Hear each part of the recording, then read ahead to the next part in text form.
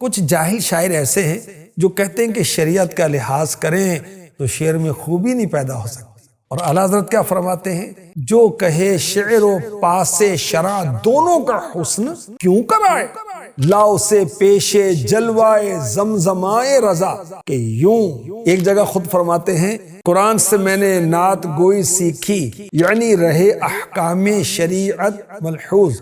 ایسے قادر الکلام شاعر تھے۔ ایک مستفتی نے آپ کو اشعار کی صورت میں مسئلہ پوچھا، اعلیٰ حضرت نے جواب بھی اشعار کی صورت میں دیا۔ آپ کی فن شاعری کا اندازہ اس بات سے لگائیے کہ آپ اپنے اشعار میں قرآن و حدیث کے موتی پرو دیتے تھے۔ وَرَفَعْنَا لَكَ ذِكْرَكَ کا ہے سایہ تجھ پر، بول بالا ہے تیرا، ذکر ہے اونچا تیرا، سبحان اللہ۔ اعلیٰ حضرت کا لبوں پہ نام ہے، اہل سنت کا تجھ کو سلام ہے۔ اعلیٰ حضرت بطور شاعر، اعلیٰ حضرت امام احمد رضا خان بریلوی نامور محدث، فقیہ، عالم باعمل، قدرت نے دوسری علمی روحانی صفات کے ساتھ ساتھ عشق مصطفیٰ کی دولت سے بھی خوب نوازا۔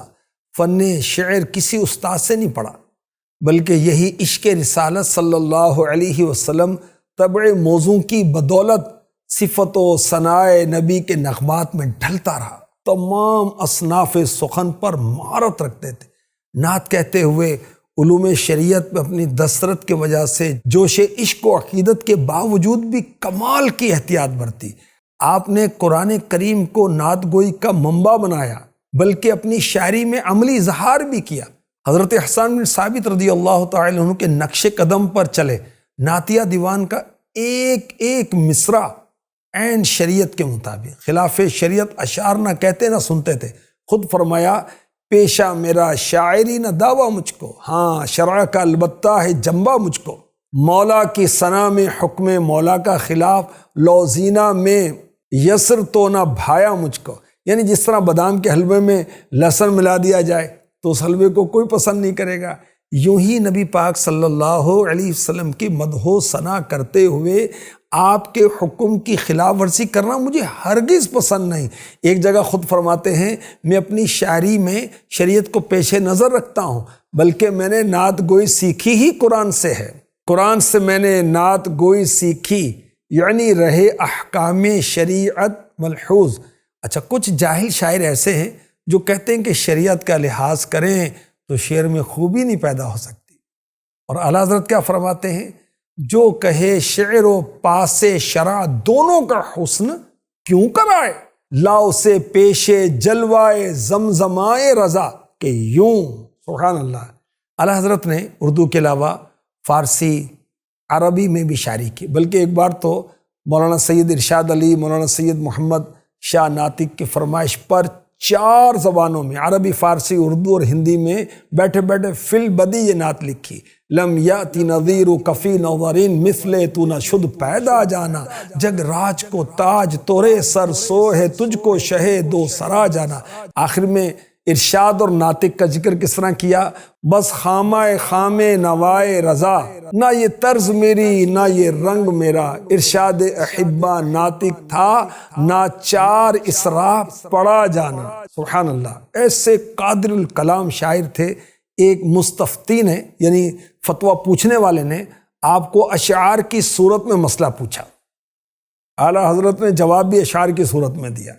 نواب سلطان احمد خان نے آپ سے 2 سوال کیے، ایک سوال اس کا جواب سنیے۔